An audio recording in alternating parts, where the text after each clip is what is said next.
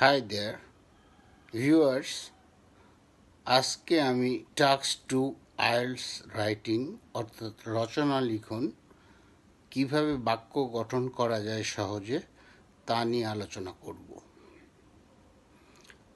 আমাদের আজকের বিষয়টি স্মোকিং। দুইটি পক্ষ আছে। একটি পক্ষ বলছে smoking should be band in public place, আরেকটি পক্ষ বলছে smoking should be band for ever, which is absurd.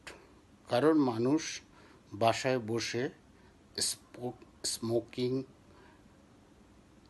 Drinking alcohol, পান, গুল, জর্দা, বেটার লিপস এগুলো খেতে পারে। তো কিভাবে বাক্য গঠন করা যায়? স্মোকিংয়ের বিরুদ্ধে মূলত লিখতে হবে।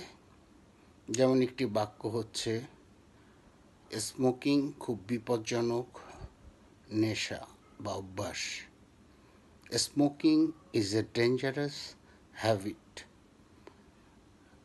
আরেকটি বাক্য আমরা গঠন করি, স্মোকিংয়ের কারণে লাং ক্যান্সার হয়ে থাকে। এখানে সাবজেক্টটা হলো স্মোকিং, সো এটি আগে লিখবেন, smoking causes lung cancer. Very easy. আমাদের বাসে স্মোকিং করা উচিত নয়। এখানে সাবজেক্ট কোনটি? We should not smoke in a public bus. স্মোকিংয়ের বিজ্ঞাপন নিষিদ্ধ করা উচিত। We should ban advertisement on smoking. দেখুন, এটি সহজ। আরেকটি বাক্য হতে পারে, স্মোকিং করে মানুষ পয়সা নষ্ট করে। People waste money by smoking cigarettes. আরেকটি পক্ষ নিয়ে যেটা বলেছিলাম,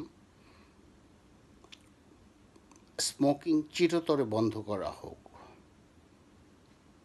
smoking should be band for ever, যেটি নাকি অসম্ভব, হুইচ ইজ অ্যাবসার্ড। তামাক চাষিরা স্মোকিং বা তামাক উৎপাদনের উপর নির্ভর করে। Tobacco growers depend on smoking. তারা এর মাধ্যমে জীবিকা নির্বাহ করে। It is their occupation. দেখুন, আমি বাক্যটি প্যারাফ্রেজ বা ঘুরিয়ে বললাম। তো এভাবে আপনারা শুনে শুনে বাক্যগুলো খাতায় লেখার চেষ্টা করুন। ইনশাল্লাহ উন্নতি অবশ্যই হবে। ধন্যবাদ।